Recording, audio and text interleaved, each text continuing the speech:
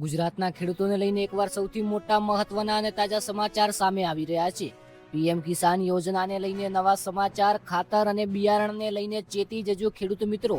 ત્યારે અન્ય મહત્વના સમાચાર વરસાદ, વાવાઝોડા અને અંબાલાલ પટેલને લઈને વધુ જ વિડીયોની અંદર જાણી લઈએ। ચેનલને સબસ્ક્રાઇબ ખાસ કરીને કરજો, વિડીયોને લાઇક કરી અને કોમેન્ટની અંદર કયા ગામથી વિડીયો જોઈ રહ્યા છો જરૂરથી લખજો, જેથી એક નવા વિડીયોની અંદર તમારા વિસ્તારના સૌથી મોટા તાજા સમાચાર સૌપ્રથમ હું તમને આપી શકું। પીએમ કિસાન યોજનાને લઈને સૌથી મોટા સમાચાર। પીએમ કિસાન સન્માન નિધિ યોજના હેઠળ ખેડૂતોએ આગામી 2020ના હપ્તાની આતુરતાથી રાહ જોઈ રહ્યા છે। હાલ સુધી સરકારે હપ્તો જમા કરવાની સત્તાવાર તારીખ જાહેર કરી નથી, તેથી સોશિયલ મીડિયા પર ફરતી અફવાઓથી દૂર રહેવાની સલાહ આપવામાં આવી છે।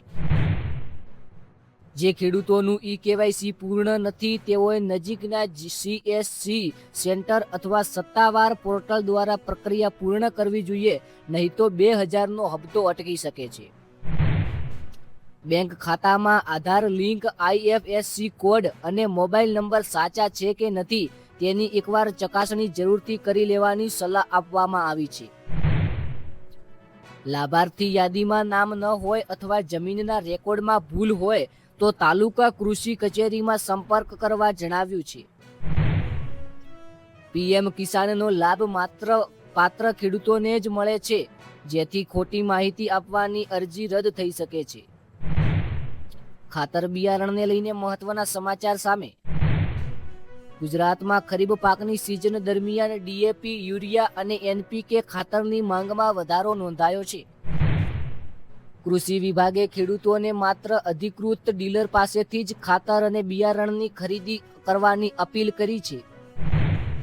નકલી ખાતર અને બિયારણના બનાવોને ધ્યાનમાં રાખીને ખરીદી વખતે બિલ લેવું અને પેકેટની સીલ તપાસવી જરૂરી હોવાનું જણાવ્યું છે।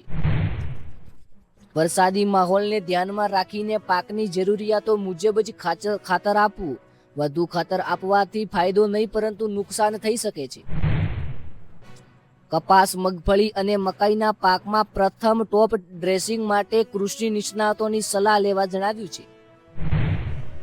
અન્ય દેશ, દુનિયા અને ગુજરાતના સૌથી મોટા તાજા સમાચાર। ભારે વરસાદ અને ગાજવીજ દરમિયાન ખેડૂતોને ખુલ્લા ખેતરમાં કામ ન કરવાની સલાહ આપવામાં આવી છે।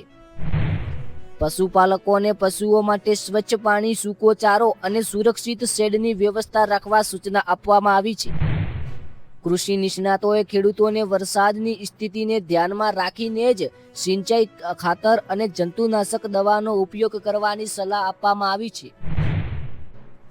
અંબાલાલ પટેલે જણાવ્યું કે વિજ્ઞાન જાથા ટીમના જયંત પંડ્યાએ મારા પર ખોટા આક્ષેપો લગાવ્યા કે જયંત પંડ્યાનું કહેવું થાય છે અંબાલાલ પટેલ ખોટી આગાહી કરી રહ્યા છે અને તેમની આગાહી સાચી નથી પડી રહી। ગુજરાતના ખેડૂતોને ખાલી તારીખો આપી રહ્યા છે। અંબાલાલ પટેલનું સવારમાં મોટું નિવેદન। અંબાલાલ પટેલે કહ્યું, જો તેમને એવું લાગે છે કે હું ખોટી આગાહી આપી રહ્યો છું અને મારા પર આક્ષેપો લગાવ્યા છે જે ખોટા છે, તો હું આજથી આગાહી આપવાનું બંધ કરી રહ્યો છું। આજ પછી હવામાન વિભાગ કે પછી વરસાદ, વાવાઝોડાના સમાચાર આપવાની આગાહી નહીં કરીશ। મીડિયાવાળાએ સવાલ પૂછ્યો કે શું એક વ્યક્તિના કહેવાથી અંબાલાલ પટેલ આગાહી કરવાનું બંધ કરશે? અંબાલાલ પટેલનો મોટો અને સરસ જવાબ। તેમણે જણાવ્યું કે આખરેકાર મારી ઉંમર પણ થઈ ગઈ છે અને જો કોઈ મને સપોર્ટ ના કરે તો ખોટા કામના મારે કોર્ટના ધક્કા ખાવા, તેનાથી સારું છે કે હું આગાહી આપવાનું બંધ કરી દઉં। પરંતુ મુખ્ય વાત એ છે અને હેરાન કરવાવાળા સમાચાર એ છે કે અંબાલાલ પટેલના સાંજના સમાચાર જોઈને ગુજરાતના ખેડૂતો માટે ખુશ ખબર।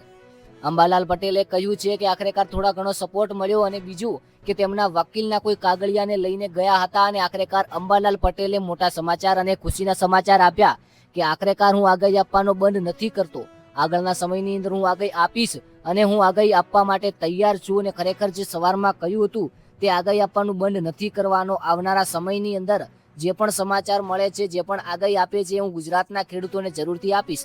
સમાચાર સાંભળીને ગુજરાતના ખેડૂતો અને અંબાલાલ પટેલના ચાહક મિત્રોની અંદર ખુશીનો માહોલ સર્જાયો છે। આ હતા ગુજરાતના સૌથી મોટા, તાજા અને ખાસ કરીને મહત્વના સમાચાર।